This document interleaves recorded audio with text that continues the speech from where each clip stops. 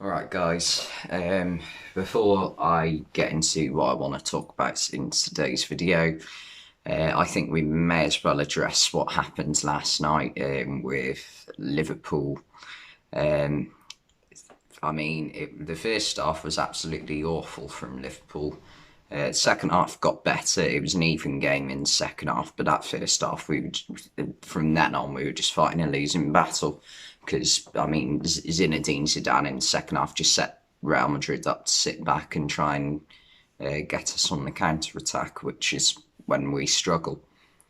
But also after the game, I say Liverpool fans, they're not fans, they're dickheads. Um, Racially abused Trent Alexander-Arnold and Naby Keita, which is just horrific. No place for it in football, no place for it in life. Now, really, like just racism just shouldn't happen. And I think the problem we just can't change some people. That there's going to be idiots out there. The only thing we can do is we need to punish them. We can't just yeah, Black Lives Matter. Yeah, it's a good movement, but we need to punish people who are being racist towards people in other races, whether it be skin color, where they're from, what religion they follow. We need to punish them. I don't know what sort of punishment we could do, but there needs to be something in. But anyway, on to today's subject.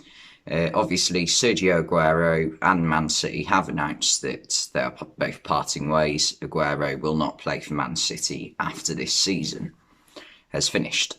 So, despite Pep Guardiola saying that Man City are not going to be looking for a replacement this summer, I think whether or not they choose not to sign a player this summer, they're going to need to sign a striker at some point over the next 18 months or 2 years, if they have any ambition. Because fair enough, they have done well over the past few months with Gabriel Jesus as their only striker, and at times without a striker at all. They play a false nine sometimes, but you can't go full seasons without strikers and expect to have the success that City want to have.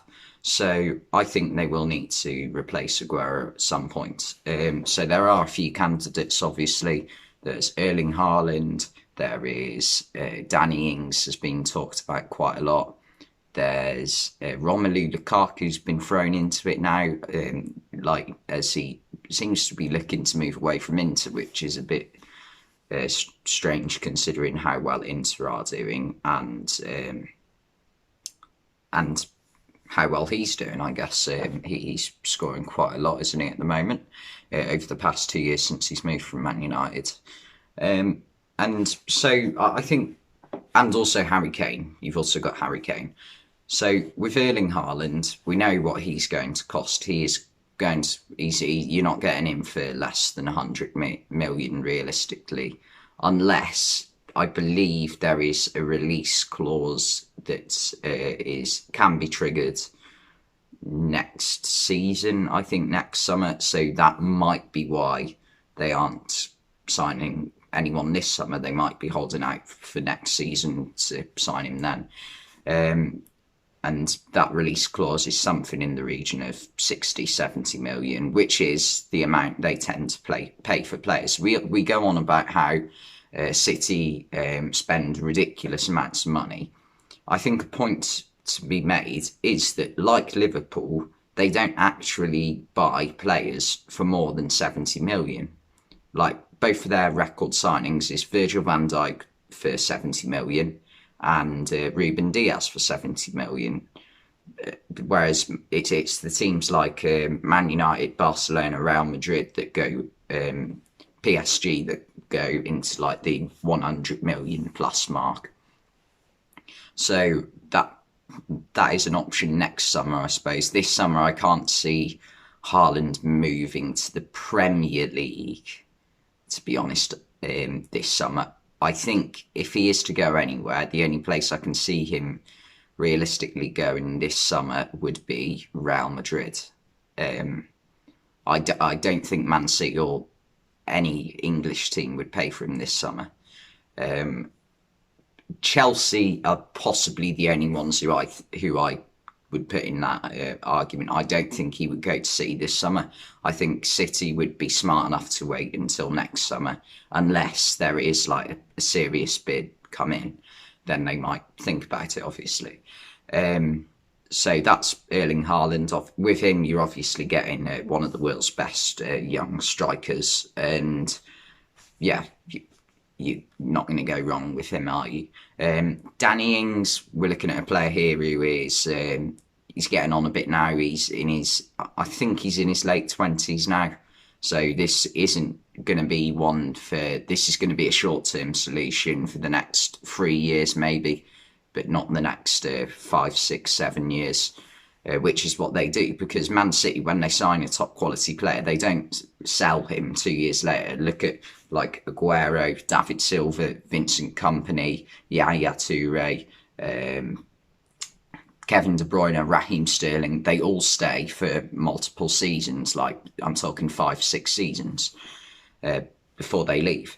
And so with Danny Ings, that is a bit of a Wilfried Bony signing, I feel like. When did they sign him? 2015, I think.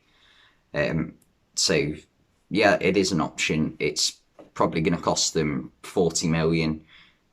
Wouldn't be a bad deal, I don't think, as he is a proven Premier League goal scorer as well. Then you've got Harry Kane. Daniel Levy ain't going to sell him for cheap. He's still got a few years left on his contract, and yeah, he's going to cost probably 120, 130 million minimum.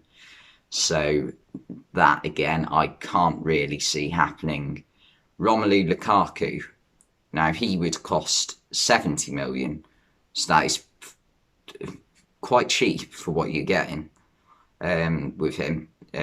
However, does he really fit Man City's playing style?